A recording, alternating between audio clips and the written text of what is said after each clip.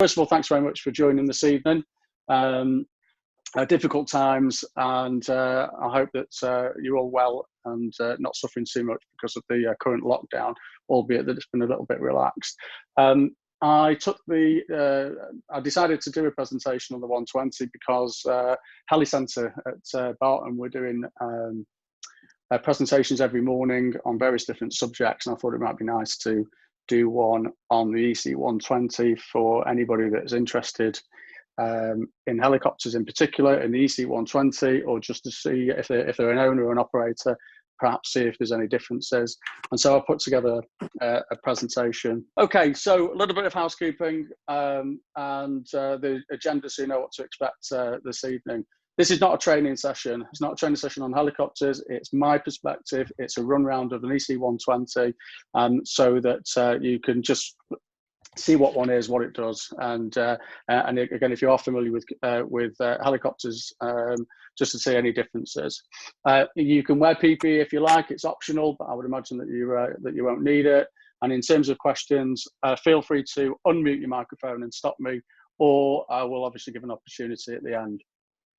In terms of the agenda, the welcome I've just done, obviously we're going to talk about the EC120, and we're going to look at obviously the inside of it a little bit, external. I've got some slides, obviously, I've got some videos.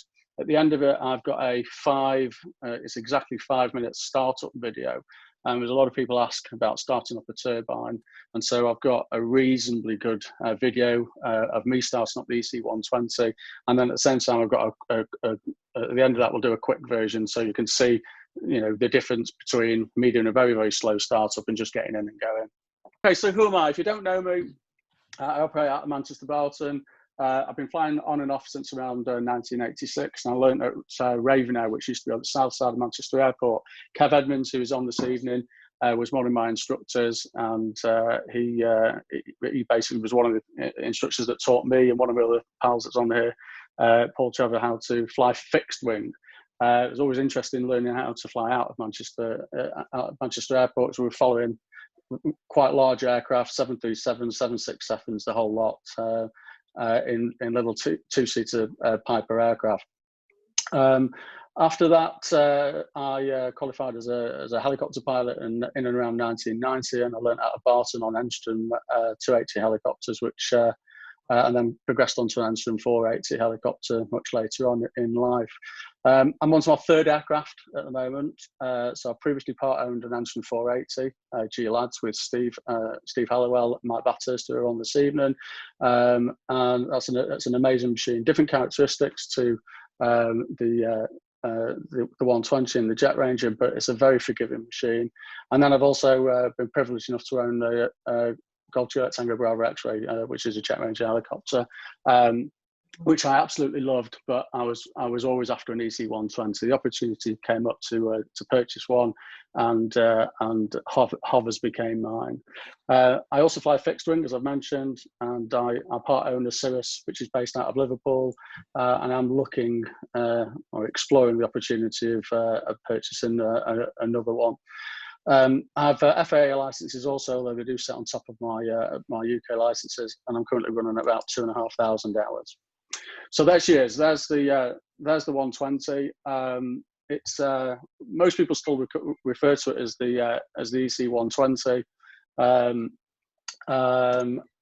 Sorry, it's the Eurocopter EC120. Although Airbus have now purchased a Eurocopter, and you know, they have technically been designated or redesignated the Airbus H120. I think you find most people are still referring to them though as an EC120. So a little bit of a walk around on this on the aircraft here. The whole thing has been designed effectively with safety in mind, and I know most aircraft are designed with safety in mind, but effectively the reason that some characteristics and features on the EC120 have been designed is for protection against a number of things. If you see here the tubes over here, and I'm going to talk about this a little bit later, and the Y-stripe protectors over here, it's effectively designed so that if a cable hits the Y-strike at the top, and there's one at the bottom over here, that the cable will be cut off, or if it doesn't, it will float. It will slide down the front here and potentially over the cross tubes over here. Whereas if you take other aircraft such as the Jet Ranger, Robinson R66, R44, there is a possibility that if you're unlucky enough to have a wire strike, then they are going to get caught in the skids. Whereas there's a possibility that these will come, that the cables will slide off. Not guaranteed, but it's just a thought process. So other aircraft in a similar category. Okay. I've put the predominance of these, which are civil aircraft, in here, there's in no particular order. So you've got the Robinson R66, you've got the Bell 206B3 Jet Ranger, you've got my aircraft, the EC120, Ensign 480, Bell 505, MD 500, and the Gazelle. I've flown all of those, and I'm not going to say which one is better or worse than the other, because I think they've all got individual characteristics. The Gazelle is typically ex-military. Don't find many civilian ones out there, but there are a few, and I decided to put it in because it's a single-engine turbine. Jet Ranger now is no longer in production. Rolls-Royce 250 engine. Very same engine as is in the Ensign 480 and the MD 500, and they all operate roughly at similar speeds, but they do have differences. You'll find that the new Jet Ranger 505, which is over here, has a little bit more power than the 120. The R66 has a little bit more power. The MB 500, you can fill it up. It can pretty much lift anything, but its endurance is low because of the fuel tanks, unless it's got an additional fuel tank in it. Cracking machine, it's a pilot's machine. I would say it's possibly not a passenger machine. And then you've got the EC120, which is what we're talking about today, which was supposed to be a fresh design when it was first brought out 15, 16 years ago. The latest whistles and bells in terms of how it was manufactured, speeds, safety features, and all that sort of stuff. It arguably underpowered for its size, in that you will not be able to put 5 people into it, full of fuel, and lift it. Whereas on the 505 you can. Pretty much on the Robinson 66, you'd have to squeeze 5 people into the MD 500, but if you could, you'd get them up there. And again, the 480, although it's marketed as a 5-place machine, for the predominance of the years that I owned it and flew it, we used to have it configured as a 3-place machine. Okay, so moving on, main characteristics of the 120. So it's a single turbine. It is a 5-place aircraft, and it is a true 5-place aircraft. Typically flying at 120 knots, and that would be pretty much its maximum speed in its comfortable power range. VNA of 150 knots is more applicable if it's in auto rotation, though we really don't want to be at that speed. But that's his VNA.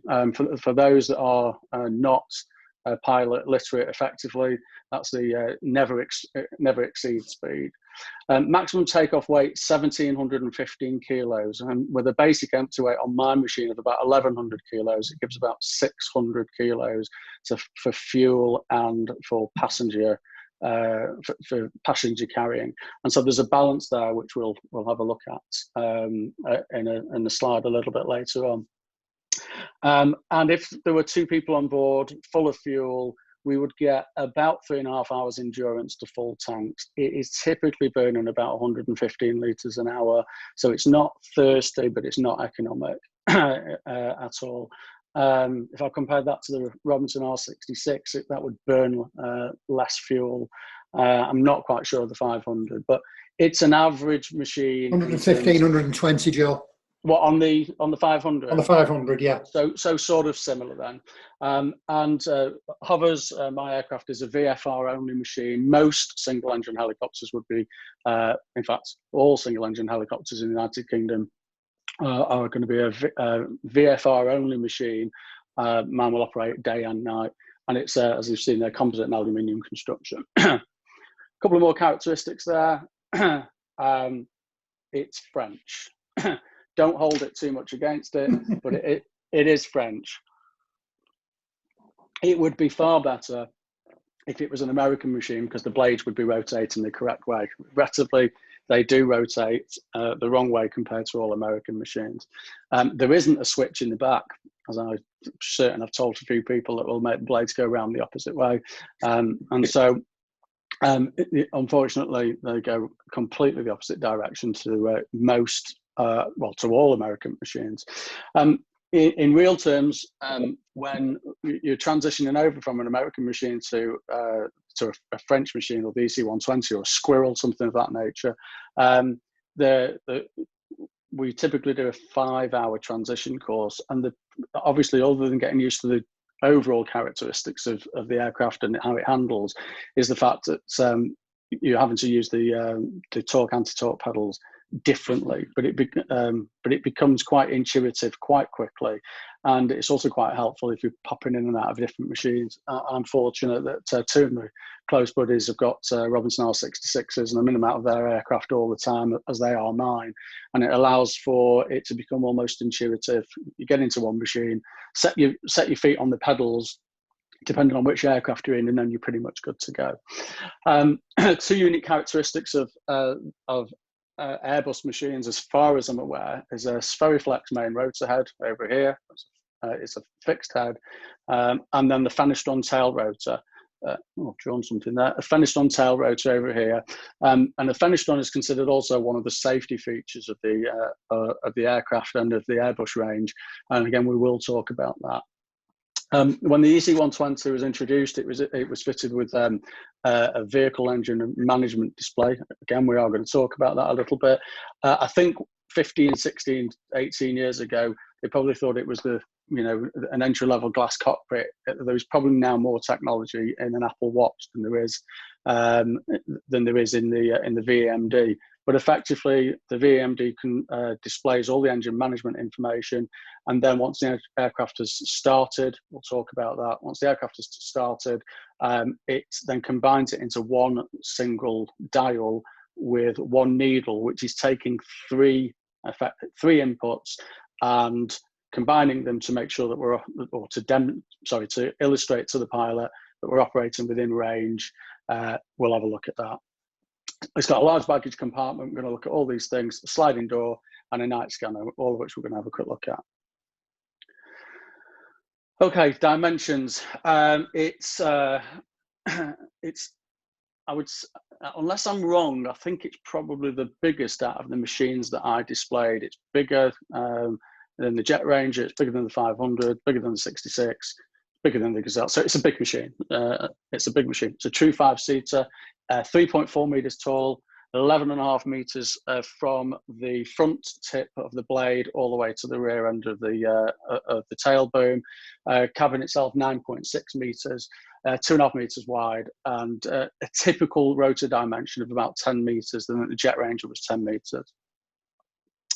In terms of performance, I don't think we'll ever get it up to 20,000 feet, but it is certified up to 20,000. I wouldn't want to be there at minus 30 degrees, and a maximum outside temperature for hot countries of ISA plus 35, or a maximum of 50. Now that's come out the flight manual, and maybe one of the instructors on there could tell me why, but if ISA is typically 15 degrees and then you've got 35 degrees on top, then it is maximum 50 regardless. So I can't understand why they just didn't put maximum 50 degrees, but hey ho.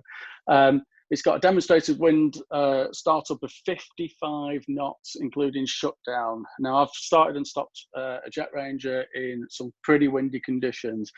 I'm not even sure I'd want to start the 120 in winds of that nature. It's pretty scary. You'll see the rotor disc flapping, certainly on shutdown. I'm going to be a little bit careful about that. I'm sort of happy around about 30 knots, but I would say I'm probably at the top end of my happiness scale, and from 30 knots onwards, moving into the not sure about this scale. As you can see there, it's burning about 115 litres a minute, same as the 500, and 410 litres fuel capacity, so 3 and a bit-ish hours. So safety features, quite a few. I'm not saying that they're unique to the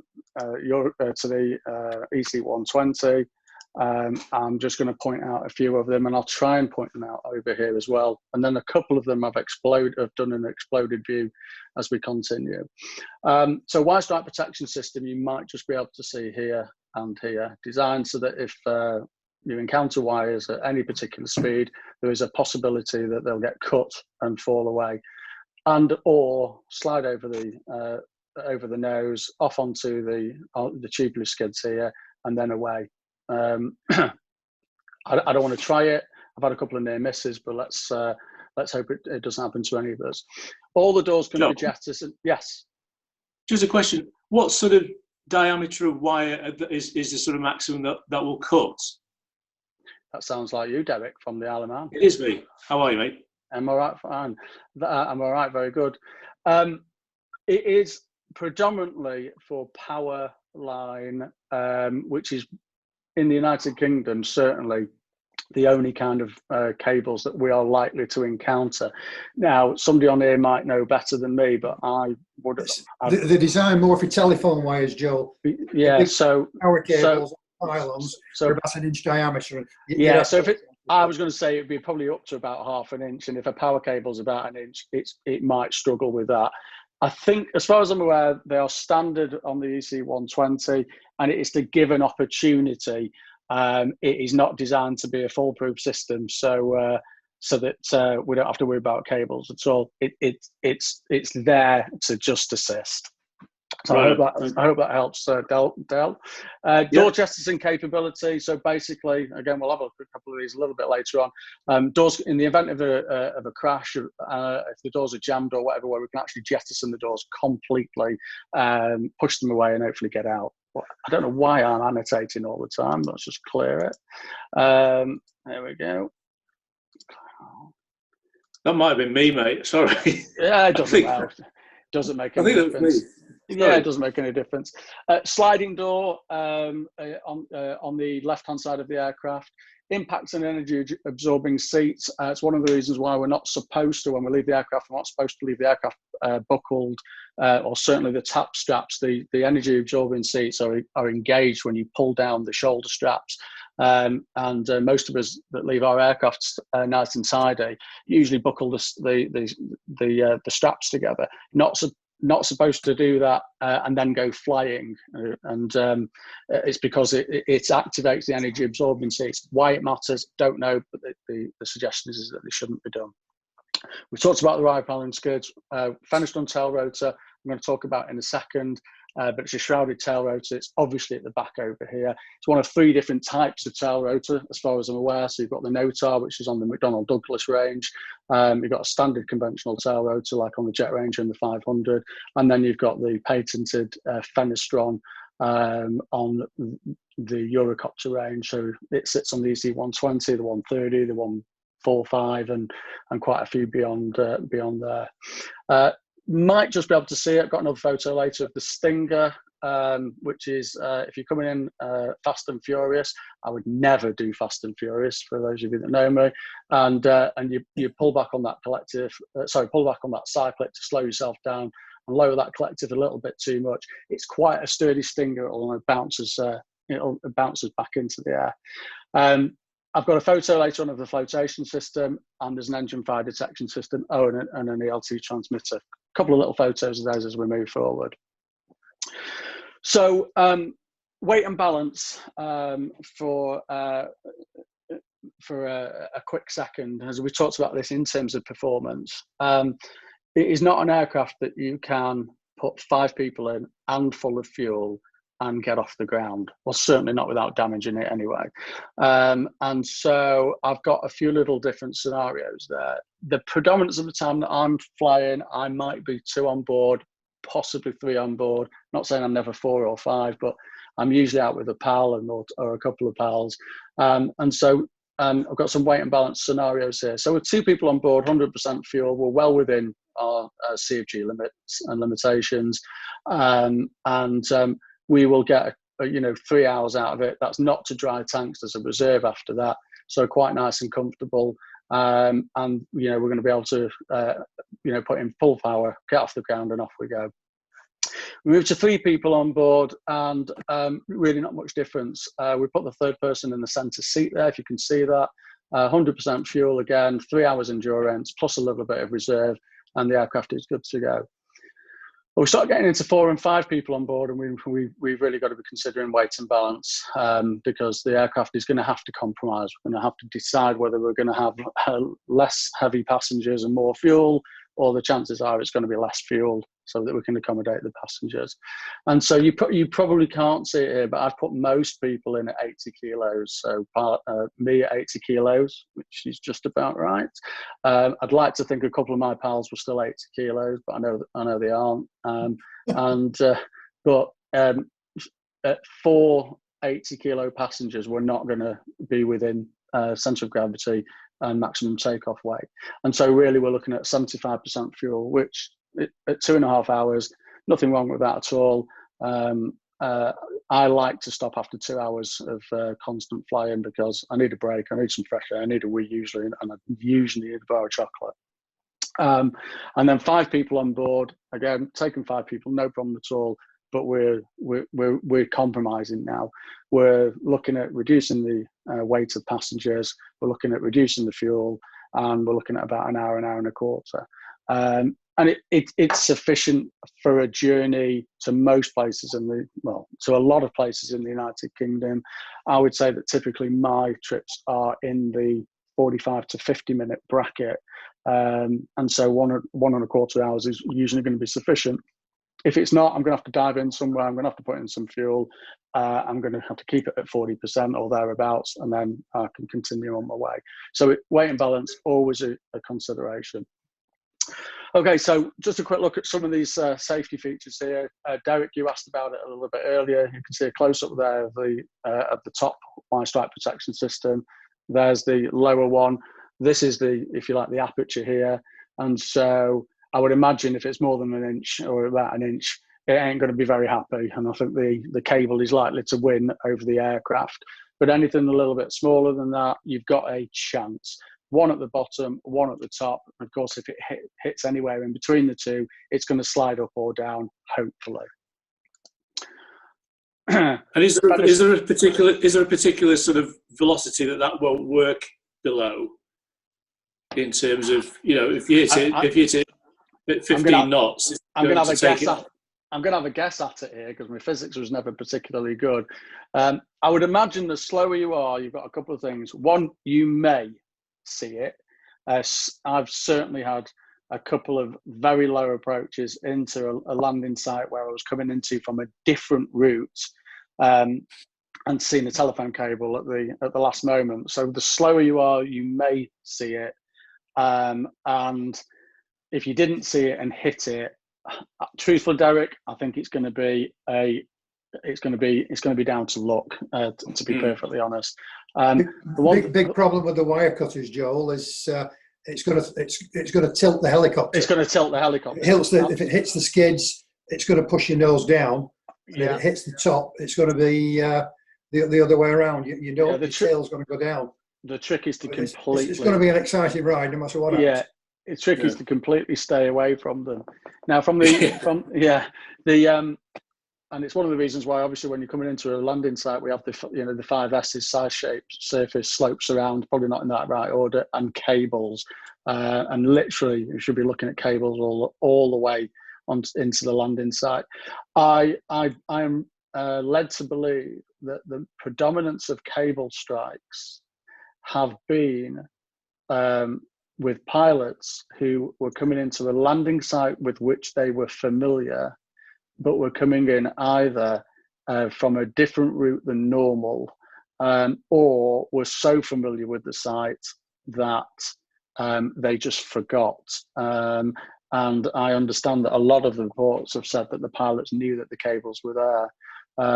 I've certainly had one situation flying out of a hotel in Wales. A couple of my pals will remember I actually did a video of it. Fortuitously, I saw a set of cables that were just hidden from view, and was able to very quickly pull back on the, I think at the time it was the cyclic, and just get away from them. Did see them in plenty of time, but it's just amazing how they can really blend into the surroundings.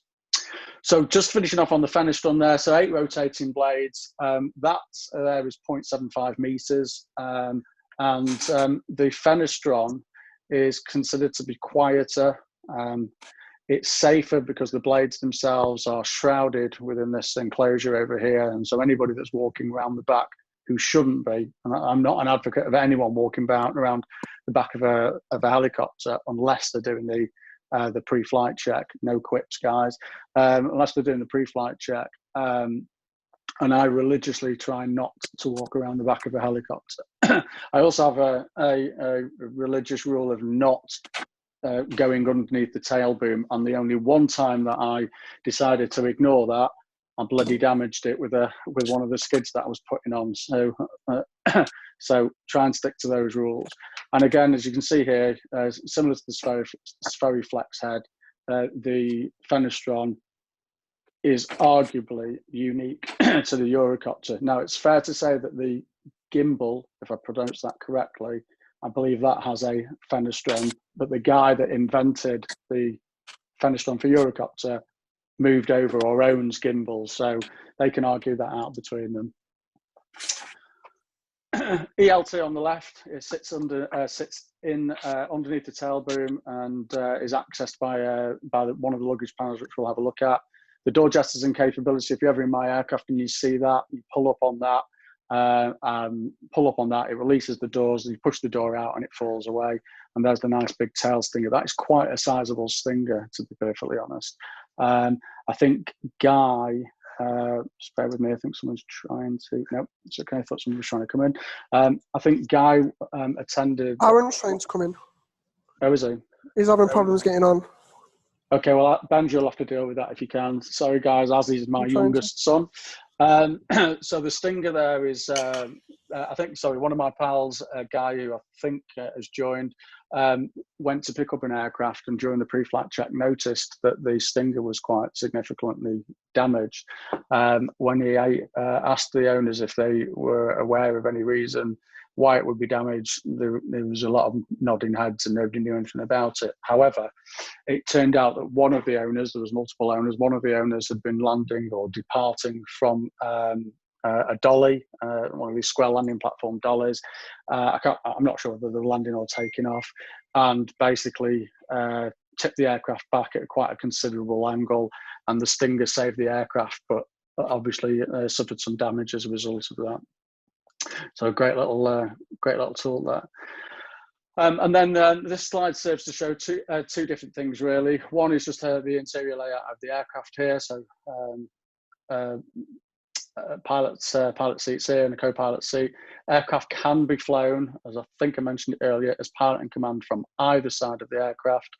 3 seats in the back, sliding door view over here, and a little bit of luggage space under here. However, it is not supposed to be of anything that would stop from the energy absorbing seats from being used. So if anything, it's supposed to be a jacket.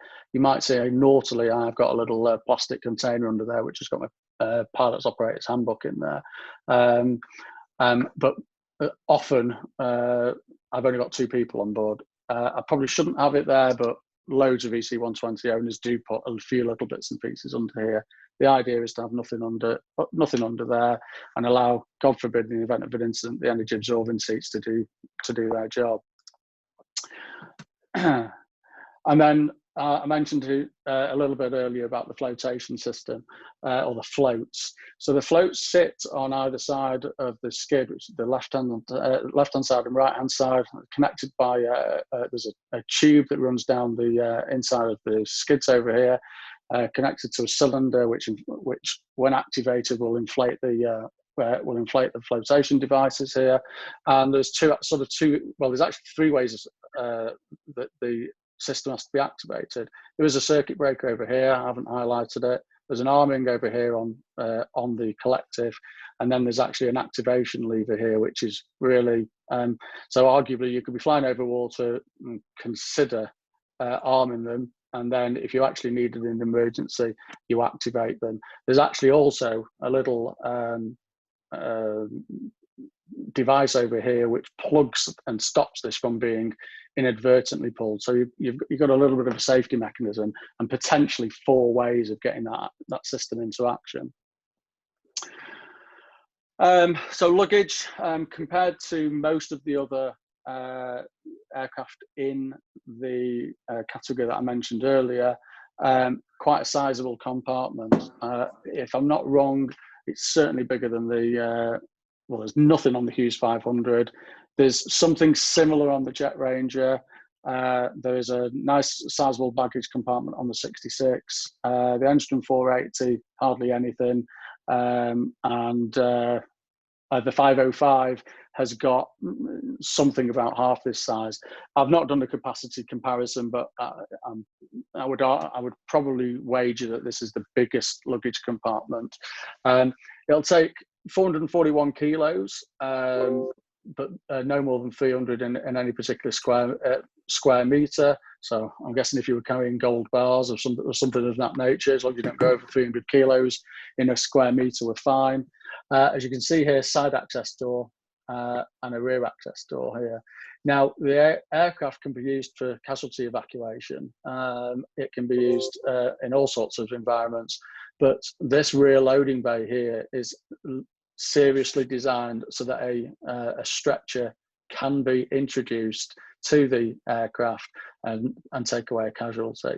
Now, if you can see this back plate here, if it was going to be used in a casualty evacuation environment, then this plate here would be removed, and the 3 seats would also be removed, and that allows the casualty to be fed through here and all the way into the actual main cabin, and it can actually be flown with this off as well. So I'm not sure I would want to be that particular casualty, to be fair, but it is designed to do it. Moving outside to the aircraft now. Again, if you've got any questions on engines, I'm not your man for it, but you've got 2 views there of the aircraft, right-hand side view, left-hand view, and basically these are the main, I accept there's hundreds of different, or certainly tens of different items in here that help the aircraft do what it's supposed to do. But we've got the engine here, which, if you look at it in terms of size of the engine compared to size of the aircraft, it's clearly doing a lot to get that off the ground. But this is the engine here. Mine is about 12. I had to have it replaced for no other reason that it was due to be replaced on its timeout. Time has flown by now, but probably 12 or 18 months ago. And then this huge chunk of metal over here is the gearbox, which is driving the tail rotor, driving the main rotor, obviously driven by the power that's coming out of the engine. I'm hoping that the video is going to work in a second, or in a couple of seconds, but we've got a little bit of a video of a walk round afterwards. The aircraft, sorry, the engine is accessed via these 2 panels here, which lift up. When I first got it, I think it took me and my pal Mark about 15 minutes to work out how they opened. Actually, they're quite simple, just 3 little clips either side. The doors are then propped up, and it gives full access to having a look into the aircraft. Look into the engine bay. Okay, let's have a quick look. And in terms of night use here, what we've got is a non-steerable landing light, which is activated from the collective, and we have got the night scanner here. Great. The video's working. I am controlling that from the collective, and it has, I think, a 270-degree range, and I think it operates at 10,000 candles or whatever it is. And there you can see where it sits underneath the aircraft. Now, I do fly at night, or I do come back in, certainly back in at night. there are good points and bad points about the night scanner. You've got to be careful not to overly concentrate on it. Because you're trying to control it with a coolie hat, left, right, up and down.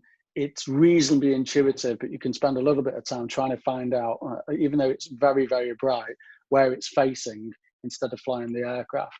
The second thing is as the closer you get to the ground, so literally as you're coming into the airfield, you will get some bounce back. And I often, once I've fully identified where I'm landing, if it's Barton, the runway, and my eyes have adjusted, I'll often turn it off, and I might just flick it back on every now and then just to check there's, I'm happy with everything, but it can actually be very, very bright.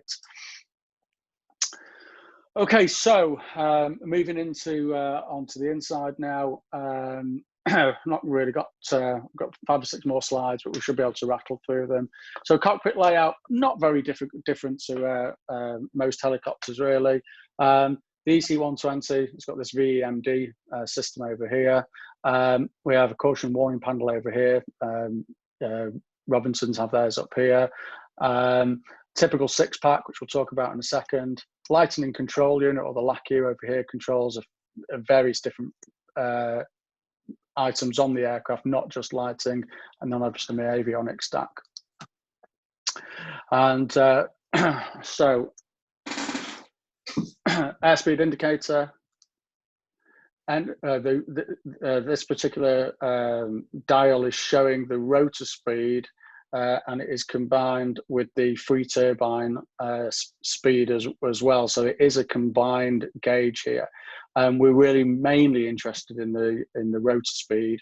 The green band, which I'm hoping you can see there, normal operating range here, and we will get tones above and below the normal operating range to indicate where we've got low or high rotor speed. Clock that is never set to the correct time, but I often use from a 30-second shutdown or startup. Altimeter, vertical speed indicator, artificial horizon, and the HSI, and then a few other bits and pieces. If one of my lights is on, this will illuminate. It often gets activated by a pilot getting in, and because the controls, because the collective operates, has a duplicate set on either side, left or right, a passenger getting in can sometimes switch the lights on. So it lets me know that something has been switched on, or if indeed I've switched it on myself. The emergency ELT switch, which is always in the arm position. Caution warning panel we're going to have a look at in a second. And the VEMD, which is basically the engine instrumentation. So let's have a quick look. Flight controls, nothing really unusual in terms of a typical collective in a helicopter. What we've got here is the throttle, which once the engine's started, because it's a turbine engine, it will be set fully open. It will remain there. We've got a scroll button to scroll through different features on the VEMD. That particular switch there activates the fixed light. We've then got to the arming of the floats. Hydraulics, we can switch the hydraulics off, which we would do on startup for a check.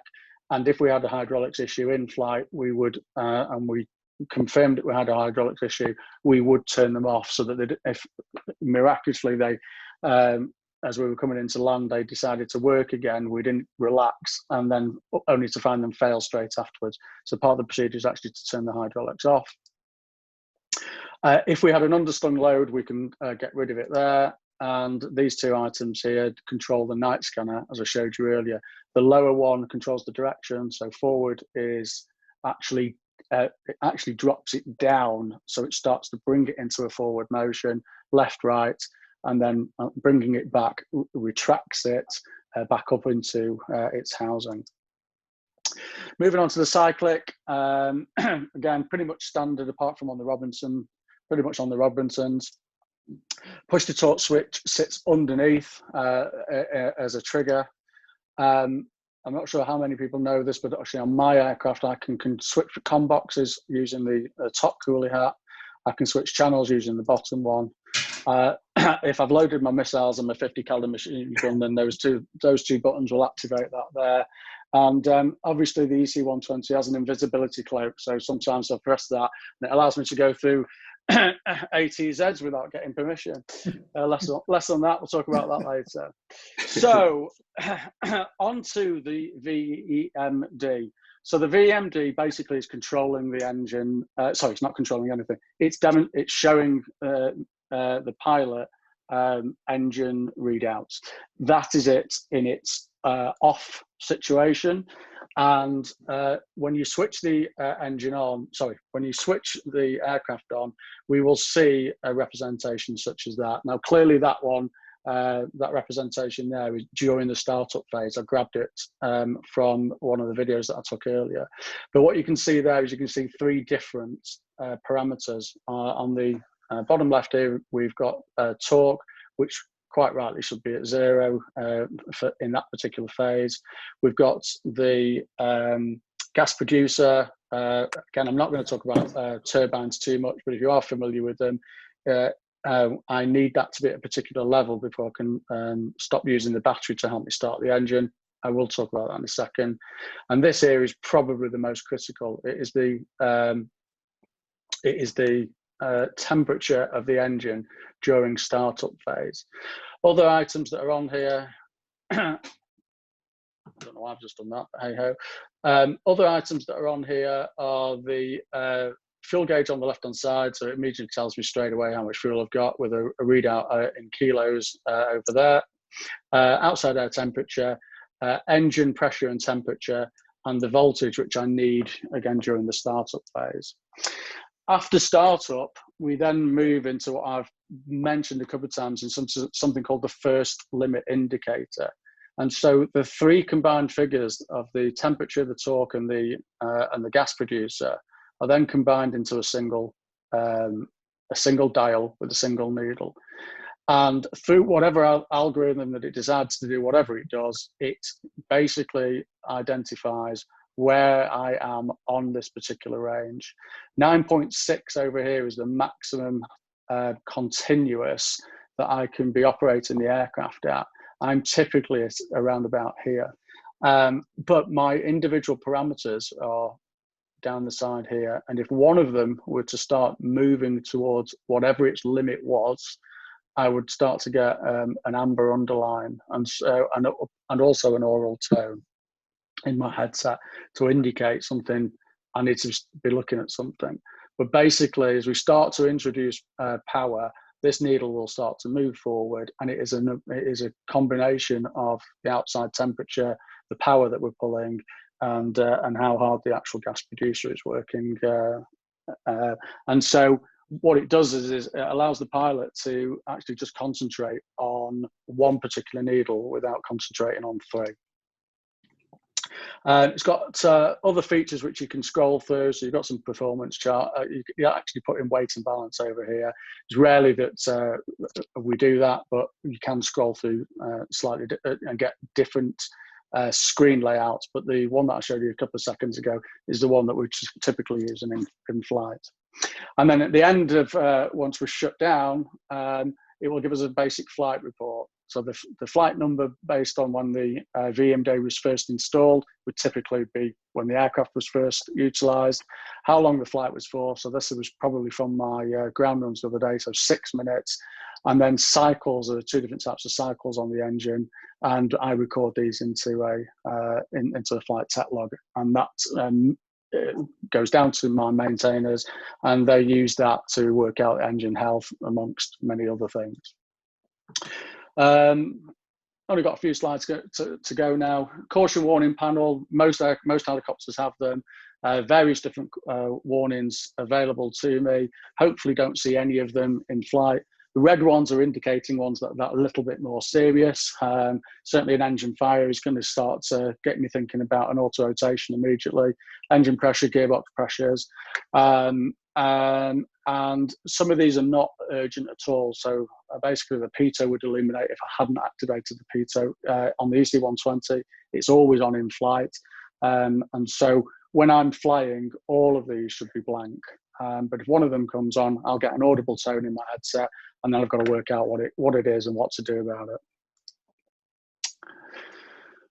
Quite a few here on the lighting and control unit. I'm not going to go through every one of them, but basically, startup procedure might be, is switching on the battery, switching on the generator, the fuel pump for 30 seconds, the anti-collision light. I literally do those in under 1 second, so that they all go in at the same time, and I can start my 30-second countdown, which is what I need before I can start the engine. A few other bits and pieces here, testing the lighting, and also it illuminates the caution warning panel so that I can see all the bulbs are working. The horn is not so that I can move somebody out of the way. If I have a problem with electrics, I've got an electrical reset. And then I've got these two here which are guarded. The crank button on the, which you can just see over here. If I need to start the aircraft after it's been shut down, or if I need to start the aircraft within a short period of time after the aircraft has been closed down, my engine is going to be pretty hot. And so the crank is draws cool air into the engine, hopefully brings that temperature down within limits, allows me to start it. And the hydraulics is a hydraulic accumulator test switch, and it allows me to test the hydraulics before flight to make sure that I have a little bit of residual hydraulic power available to me in the event of a hydraulics failure. Okay, so just talking about avionics now. Again, nothing special. Possibly you've seen a combination of all of these. On the top, I've got my comms panel, so it allows me to select between COM 1 and COM 2. It allows me to control who can hear me in the aircraft, so I can isolate the passengers in the back. I can isolate everybody, and I can adjust the volume and the squelches. Garmin 430, which is realistically an IFR piece of equipment, but it does couple up with my HS, not with my HSI. It couples up with one of the instruments. Name's gone out my head now, and it obviously allows me to set a route in if I so wanted to. But I do use two other pieces of equipment, as I've indicated here, as my primary navigation tools. Second radio here, and an ADS-B transponder, which I'm hoping to upgrade to one equipped with ADS-B. Okay, so pre-flight check. So it's a big aircraft. There's a lot to have a quick look at, and I've done a little video here. You can see. And this is typically what pre-flight check would include. Very important to look at the blades, and you'll shortly see, we'll talk about that in a second.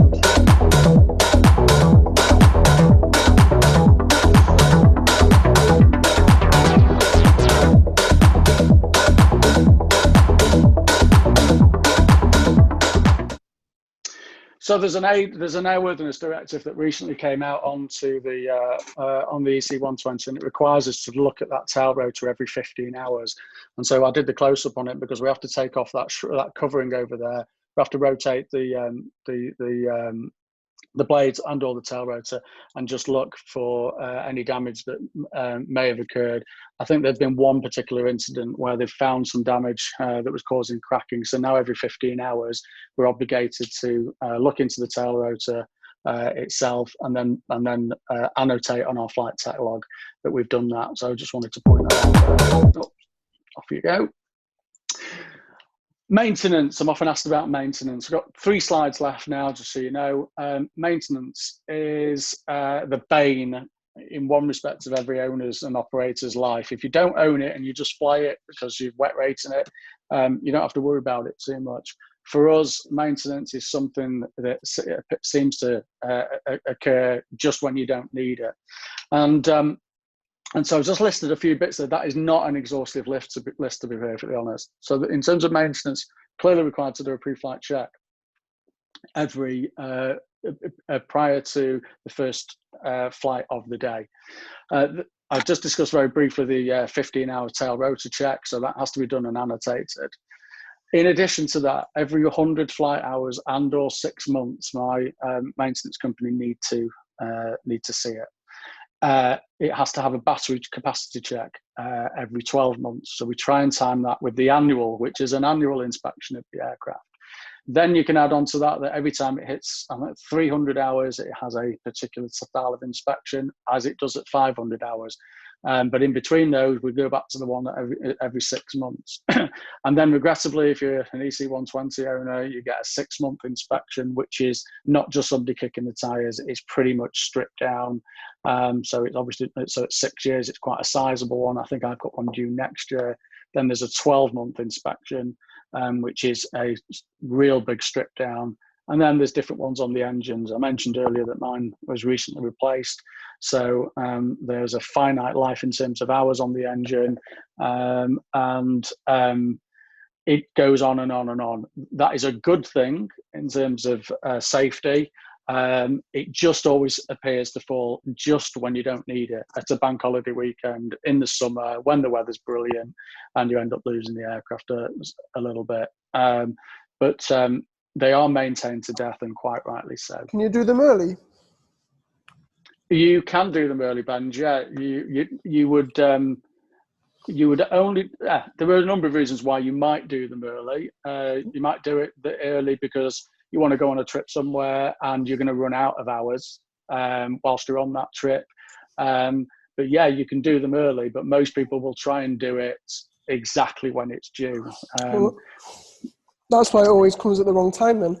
It always comes at the wrong time, always. Okay. Sorry, did someone else say something? Yeah, sorry. A simple question. What kind of batteries does it have? Is it big aviation grey batteries? Or? Yes, so they are big aviation batteries. Mine's a 28-volt system. I had mine replaced 18 months ago at a cost of €4,500. Ouch. Yeah, and if it was a car, it'd be 20 quid in Halfords. Absolutely. And whilst we're on that, in terms of sort of maintenance, Steve owns a phenomenal manufacturing company, and I've been friendly with Steve a long time, and Steve can pretty much make anything. And in fact, there are plenty of times I've gone up there with some weird gizmo when we sit around the table, him and one of his pals, and about 2 hours later, some of the amazing machinery that he's got there has produced this gizmo. The amount of times both Steve, I, and probably others have said, can you just make this part for my helicopter? Because it's about the size of my thumbnail and they want 1,200 quid for it. And Steve will look at it and go, yeah, I could probably do that in about 20 minutes. It probably costs 0.0002p, but unfortunately the certification is going to take about 15 years and bring the cost back to where it's being sold to you at. And so it would be great to be able to go up to Steve's manufacturing facility and just make all these parts, but regrettably we can't, even though we probably could. So anything aviation related, what I say is if you can see it in Halfords, then the equivalent for a fixed wing aircraft, add a nought onto it. And if it's for a helicopter, add 2 noughts onto it. So if it's a tenner in Halfords, it might be 100 quid for a plane and it'll be £1,000 for a helicopter. That's just the way it goes. Okay, literally approaching the end now. How do I get the aircraft out of the hangar? So you probably saw it on one of the screens earlier. And I use this TLC Helimover, which actually is not mine, but it is on long-term loan from a company in Cheshire who were getting charged a fortune for it to be stored at Barton. So I came up with a deal, whereas if I maintain it and use it on my aircraft, they won't have to pay for it. And so, to be perfectly honest, that is the deal. Those are about £35,000 to £45,000 brand new. And basically what happens is these bars here, whatever you want to call them, arms, are telescopic and they move inwards and outwards. And then these grips here will grip onto the aircraft itself. It can work on various different helicopters. So not just the EC120, and that's the great idea behind it. And I think there's a little video of it in use.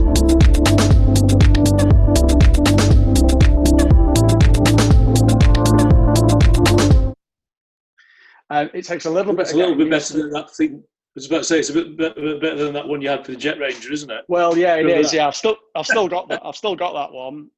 Probably no point in selling it, to be perfectly honest, because you never know when you're going to need it. So both me and Steve have got. In fact, we've got a collection of heli movers up at Barton. The other advantage of these heli movers as well, both the white one that I still own and this one, is that they have a ground power unit inbuilt into them. And so if we do need to start the aircraft off ground power. Say that again. I didn't know that. I think you probably did. Yeah, I borrowed Steve's not so long ago and I might have broken it, but that's for another story. Okay, so I'm moving literally onto my last two slides now, and I'm going to very briefly talk about the startup. Then I've got a video of the startup, hopefully, and then we're done, apart from questions and answers. So I'm just going to very briefly talk about the startup. If you move from a piston-engined aircraft onto a turbine, you will possibly have heard stories about the startup being complex and difficult and all sorts. When I first got introduced to flying a turbine, the first one I flew I bought into the one that Steve used to own, G-HVRZ, the Anston 480. And we basically used to count up in tens of thousands of pounds. So as we introduced fuel into it, and the turbine was going up in 100 degrees, 200 degrees, 300 degrees, we used to go 10 grand, 20 grand, 30 grand, 40 grand, 50 grand, because that was how much it was going to cost us if we didn't get it right. Fortuitously, we always got it right, but there was no way of knowing if you'd got it wrong. So maybe I didn't get it right all those times. But hey ho, no, we always got it right. The principle behind starting a turbine engine is pretty simple. On most of the mid-range helicopters that I showed before, they all pretty much have the same characteristics. They have to be below 150 degrees prior to start. So that means if you've already started it once, we have to get that engine down to below 150. I would say the most critical item is the battery, because it's the battery that is going to start that engine initially. It's going to draw air into the engine, which is effectively going to be used for cooling, amongst other things. It's going to be used for cooling, and if it's not drawing enough air in, as soon as you introduce fuel and it ignites, it's going to race away. And if that battery is not able to draw sufficient air into the engine, get everything turning and burning, that is literally going to, the temperature is going to go off the scale. On an EC120, I'm fortuitous that there is a voltage meter, so I know a voltmeter, so I can see straight away a volt readout. I can see straight away what voltage I've got, and I need a minimum of 22 volts to successfully and comfortably start that engine. On the Jet Ranger, I didn't have that luxury. But the trick was when you hit the start button, you didn't instantly put fuel in on the Jet Ranger. And you could hear the igniters firing. And if they were firing quickly, you were reasonably confident that you had a great battery. The battery was going to do its job. If they were firing slowly, tick, tick, tick, tick, you didn't go for that start, because it was just not going to provide enough power to cool the engine until the engine was able to look after itself. And then you can see there that item 4 I put self-sustaining on my aircraft, on the EC120 at 50%. It's at that point at which the engine is turning sufficiently to produce exhaust gases, which produces cooling, and it goes round in exactly the same circle, round and round and round, until it runs out of fuel, in which case the engine stops and the temperature starts dropping anyway. And so basically what we're looking for is less than 150 degrees, a decent battery. We go on to the starter. Hopefully we're going to see that in a video in a minute. We go on to the starter. We're watching the temperatures and pressures like a hawk, and it will accelerate away. Once you get used to it, you'll know the speed at which the engine temperature starts to accelerate away. And then on my aircraft, we're looking at seeing a value of 50% on the gas producer, which tells me that if I then take my hand off the starter and the battery, it is going to remain in the correct cooling range, and I can then take my hands off and know that we're good to go. So let's have a quick look. It is a few minutes long, so I apologize for that. but that is then the last slide. So guys, we're now going to commence the pre-flight check and the startup. We've done the A-check outside, and this is just going to be a ground run during the coronavirus period. So we will just get to it. Headset can go on. So heating and demist is off, fuel switch off is off, rotor brake is off. So the first thing I've done is I've selected the battery, which appears on the lighting control unit here. It's got various different selections on it, and I'm going to walk through a couple of these in a second. The first thing I'm noticing straight away is that we've got a decent amount of fuel. We're not going anywhere today, so it doesn't really make any difference. The T4, which is the turbine outlet temperature, is at 35 degrees. We have to be below 150 degrees. And the next important and critical item here is the battery, which is showing 24.8. We need to have a minimum of 22 volts there, and during the startup phase we can't go below 15 volts, which would be the brownout level.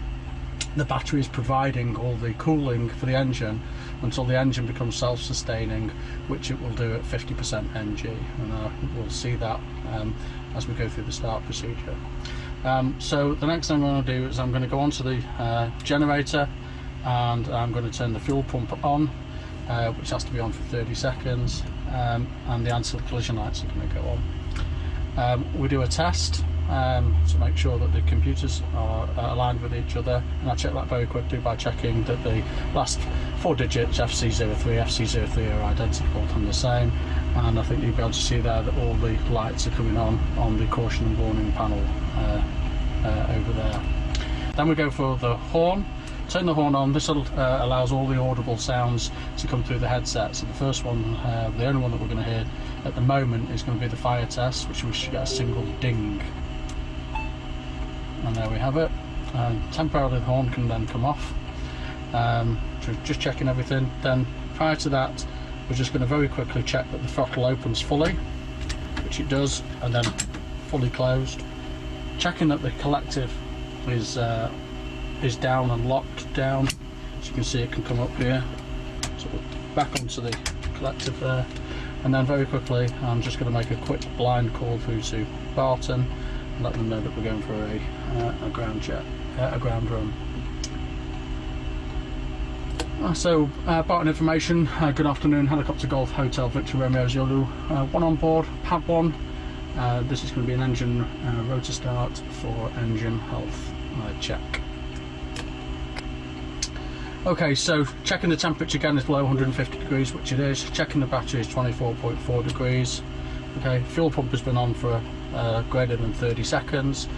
So now what we're going to do is I'm going to be selecting the starter over here, and then immediately I'm going to be looking onto the VEMD, and I'll be watching the T4, the turbine output temperature, rise. I'll also be watching the NG, we're sure that all those are within parameters. Once the engine reaches 50% NG, it's considered to be called self-sustaining, which means I can then come off the starter, which is stopping drawing power using the battery, and the engine itself, using the exhaust gases, will assist the turbine to cool the engine. So checking that the area outside is fully clear. There should be no one here today. Again, just another check. 35 degrees is below 150, which is good. 24 degrees on the battery is good. Nobody in the vicinity. We're going for the start. First thing I do is go straight onto the starter.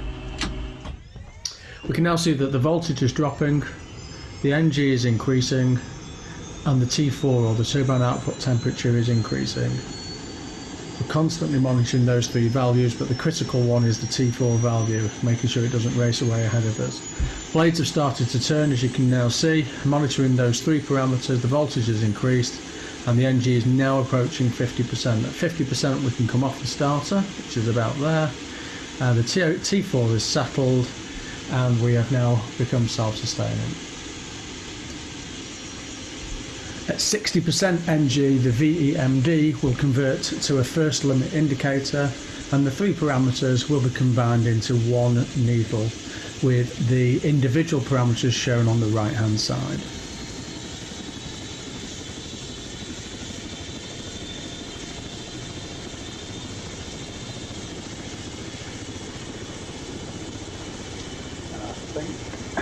that is just coming to the end. And then here's just a very quick abridged version. Good afternoon, Helicopter Golf Hotel Victor Romeo Zulu. One aboard at the heliport, engine and rotor start. Helicopter Golf Hotel Victor Romeo Zulu, boss information. Hello again, start at your discretion. Observation, thanks, Helicopter Romeo Zulu.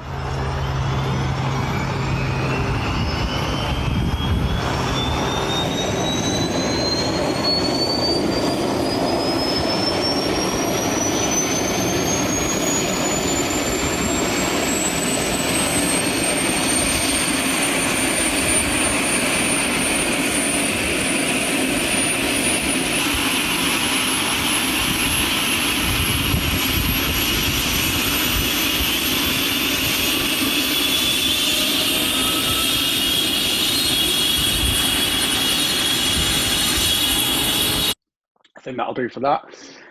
Okay, so I'm going to do the prize draw in a second. Anyone got any questions? Don't need to unmute. If you need to unmute yourself and ask me any questions, that's fine. Failing that, I'm going to try and do this little prize draw.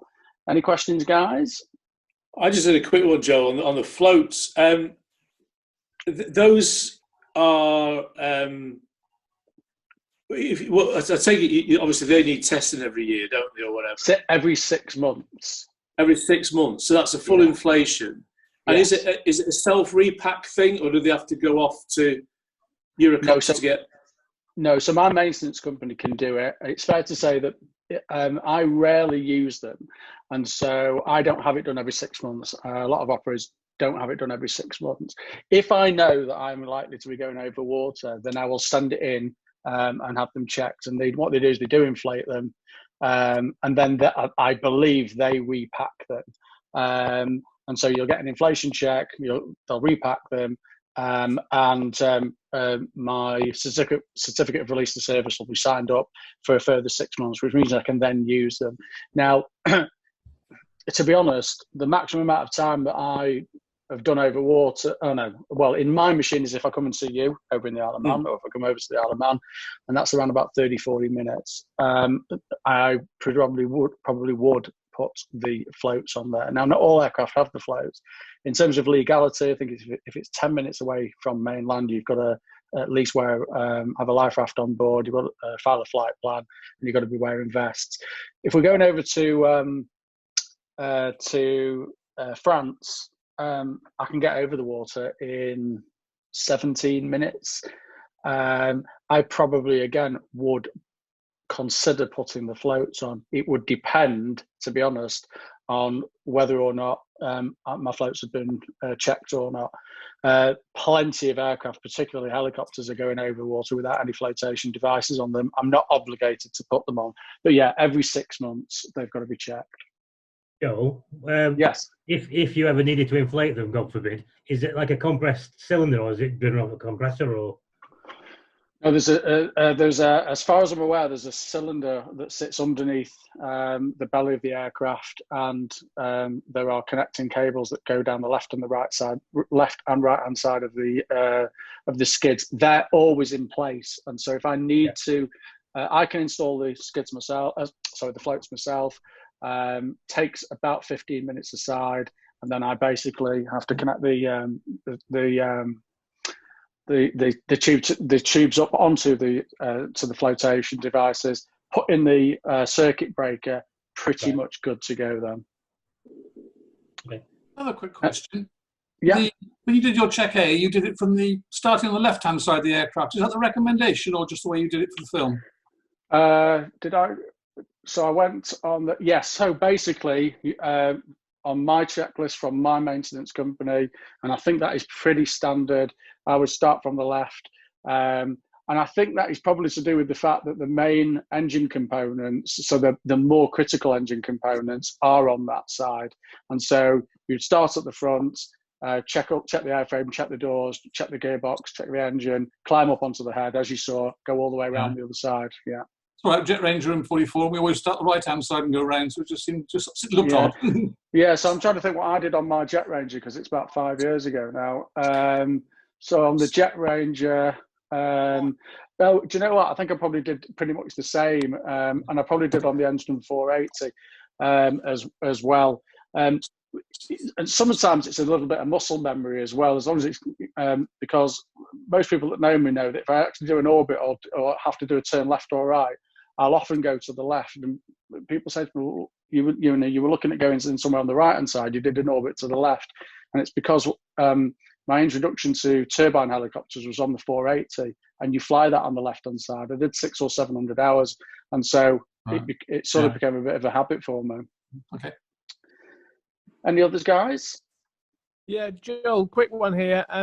On the hydraulic system, because I'm flying a Cabri at the moment, so there's no hydraulics. Do you practice? Yeah. Can you switch the hydraulics off and practice flying without it, so that you're used to how much more hard work it is? Yeah, no, absolutely. So I have to do that on a proficiency check, and you have to do it on a check. So yes, you can do that.